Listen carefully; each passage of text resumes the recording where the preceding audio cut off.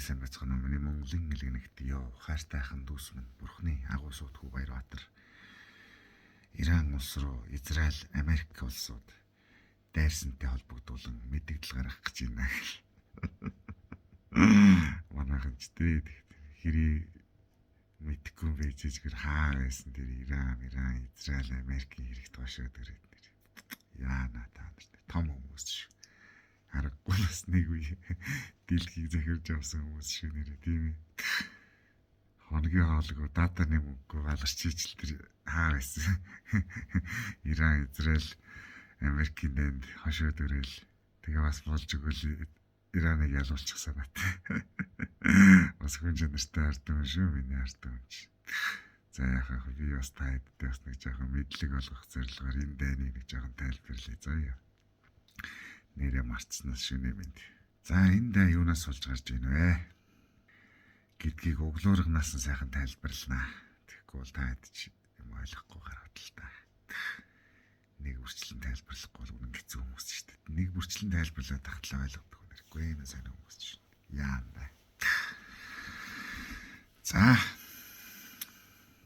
урд нь бол дэлхийн ертөнцийн бол коммунист капиталист гэх хоёр дэглэм гэх үү, нийгэм гэх үү, систем гэх үү ийм юм дотор явж ирсэн тийм ээ. За ийм учраас бол яадаг байсан бэ гэхэлэр энэ хоёр систем чи хоорондоо өрсөлдөөд манайх ч сайхан, манайх руу ороод ир гэдэг ингээд жижиг улсуудыг өрддөг байсан байхгүй. Тэгээ жижиг улсуудыг амар өндөр хөгжүүлдэг байсан байхгүй.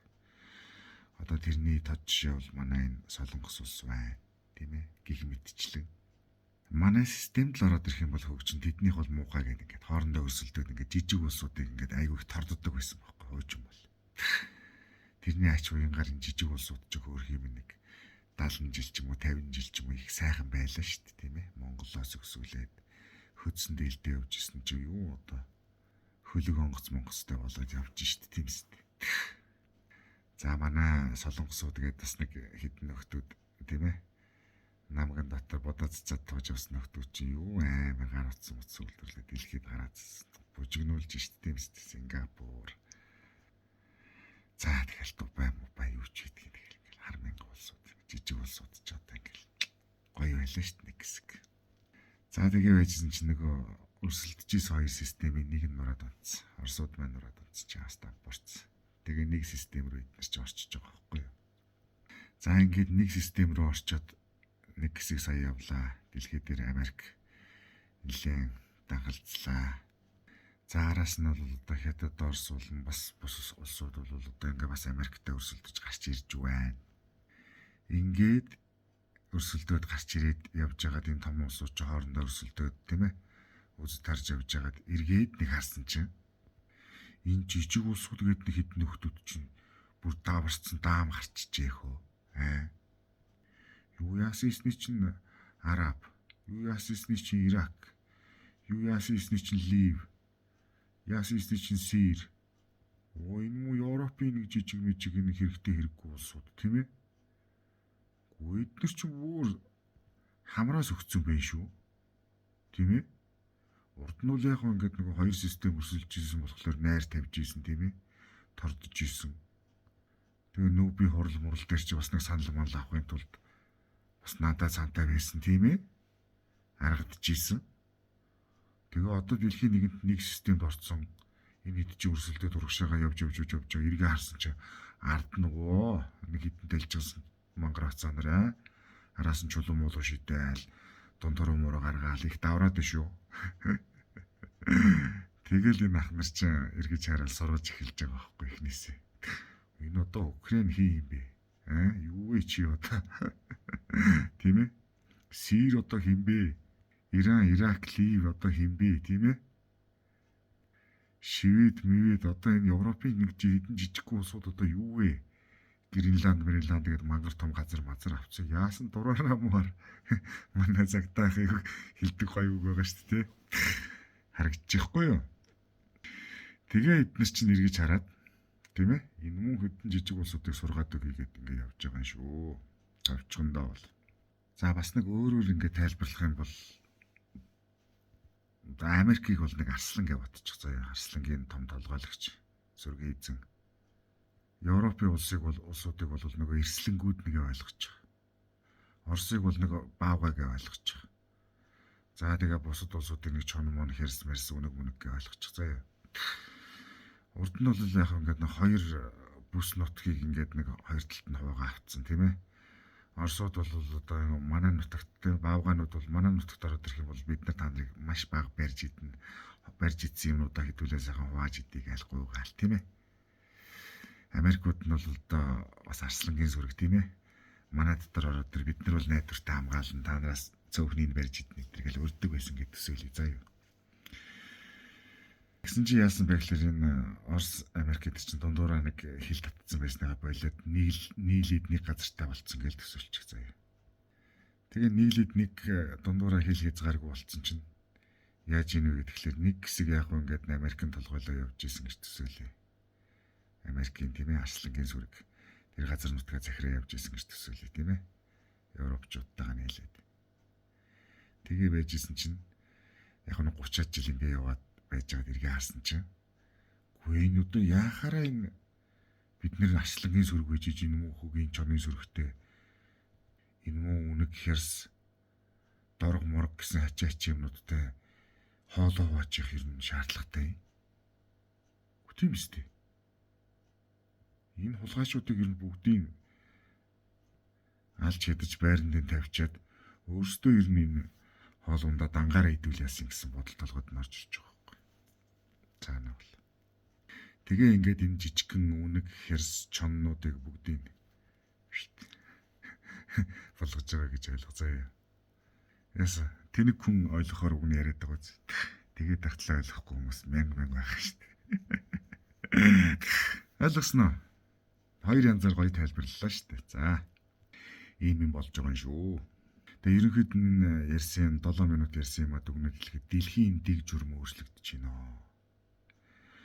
Одоо энэ том гүрнүүд чинь дэлхийг хувааж авч байна.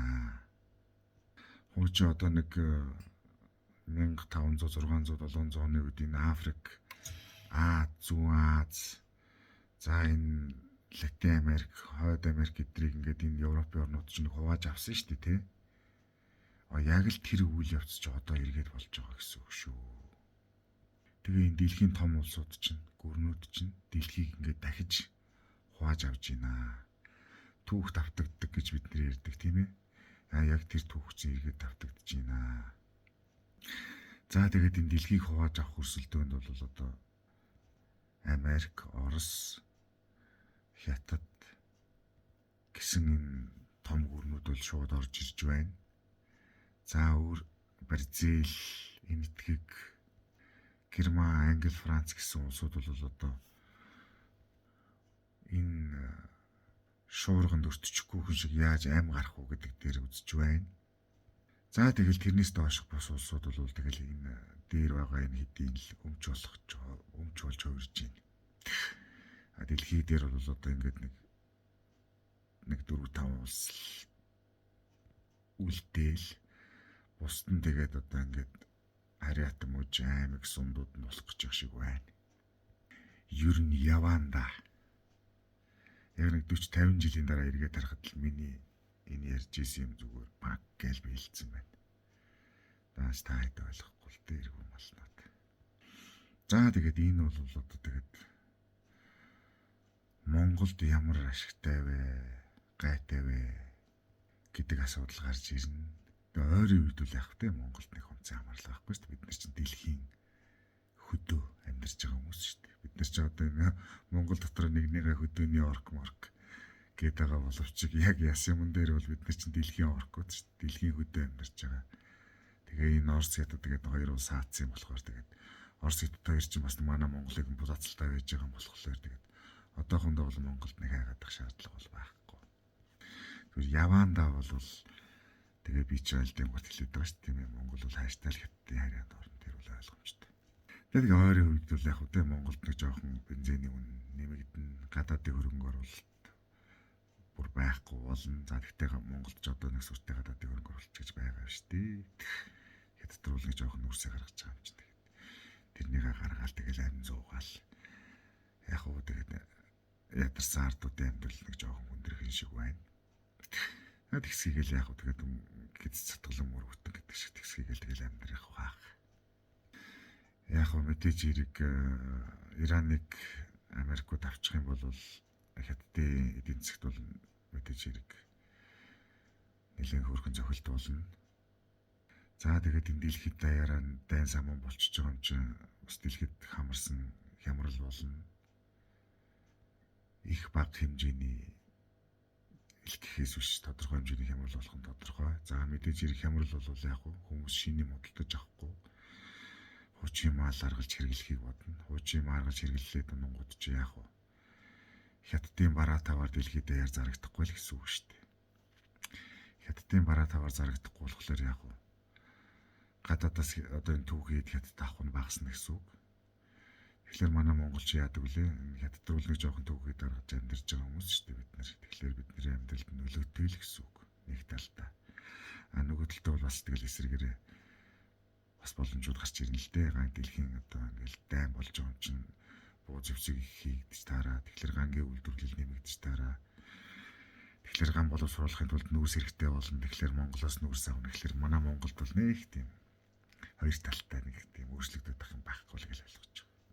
Яг бензиний үн нэмэгдэн, Монголд бензиний үн бас жоохон нэмэгдэн. Гэхдээ бол тэр бас биднэрт ямар ч хамаарлал байхгүй гэж ойлгож байна. Яагаад вэ гэвэл Монголын хэрэглээ чинь жоохон шүү дээ чаавас.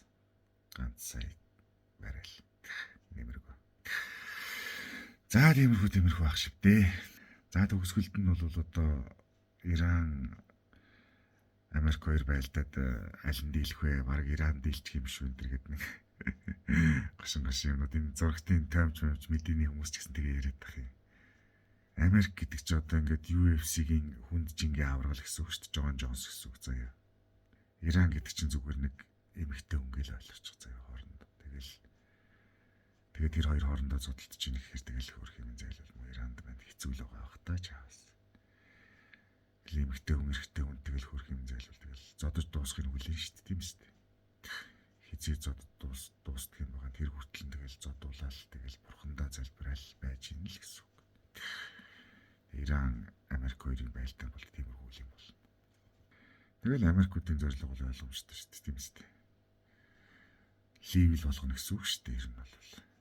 Тэгэл нэг дайрж орол бүх хүмүүсийн дээд хэсгийг алж идаал улс орныг ямар ч удирдлаггүй болгож хаяал. Тэгэл орд газруудын Америкийн компаниуд аваад тэгэл тэр улсад нь иргэний дан гаргаад хайчих шүү дээ. Тэгэл өөрсдөө юм олборлол зэрэгээр хамгаалуулаад. Тэгэл нөгөө чинь бас нэг 5 6 үндэстний улс байж байгаа шүү дээ. Манай Монгол шиг ямар ганц үндэстний улс байгаа шүү. Тэгэл хэд нар хоорондоо байлдаг нэг нэг тиймэрхүү Ливи араас л орно гэсэн үг. Тэгээд нэг хуучны тэр нэг Афганы дайман шиг үлгэр шиг юм яриад тах шиг байлаа. Бас нэг таамжт маань тийм ээ. Олон улсын таамж тэгээд том хүмүүс биш. Ер нь бол Иран Америк хоёрын дайн гэж бодоход л хамгийн эхлээл бодоход л та нар Иран бол зүгээр харахгүй шүн явж байгаа хүнлэгээл ойлгож байгаа. Америк бол тэгэл өдөр явж байгаа л гэж ойлгож байгаа. Өдөр шөнө хоёр хоорондоо байлж ийн гэж ойлгож байгаа. Одоо ингээл энэ дээрээс нь хэмэл дагуулаас харж байгаа л тэгэл бүгдийг алдчихсан. Иран болж аваас хөрх юм дээр нисгсэн хэмэл дагуул байхгүй. Нисж очоод устгахчих буужин байхгүй тийм ээ. Ойрын дандаа л ойрын богино зайны 1000 км 2 км-ийн л буужингууд байгаа ш. Чаас нэмэргүй ш. Америкууд ч ирээд зүгээр балбаа хийчих ш. Ийм хоёр улсын хооронд нарцуулаа сууж идэг нэр яа да. Тэр бас нэг барьцааны даймаа энэ гэдэг үлгэр шиг юм ярьж байгаа. Манай таймчд гэж бас нэг ширүүн гарууд байна. Гэхдээ нэг хитэн мэдрэл муутай Иранууд тэр ууланд гараад бүх жил байж лэнээс ганц нэг халдлага зохион байгуулсан л үз. Тэр хит чам аахгүй шүү дээ. Америкууд ойрт болохгүй шүү дээ өөрсдөө. Хөөх юм нэг ядарсан өөрсдийнхөө иргэдийг л чаавас дэлбэлээл нэг тийм хөл юм болно шүү дээ. Израилийн тухайд бол тэгэл ер нь бол 8 ч хүмүүс шүү дээ ашигын төлөө. Одоо дайн гэдэг чинь дэлхийн хамгийн ашигтай бизнес. Тэгэл энэ Америк Иран хоёрын хоорондын зодтолтол дундаас ашиг олох гэж байгаа л нөхдөж шүү дээ. Тэгэл энэ тэн дээр нь ямар л боломж байна. Тэгэл бизнесийн ашиг хийх ямар л гаргалгаа байна. тэрнийг л ер нь хайж идэх хүмүүс шүү дээ израильчууд ч. Тэгэл тэрнийг буруутгаад байгаа нь цаашаа. Тэгтээ буруутгахгүй байх нь цаашаа.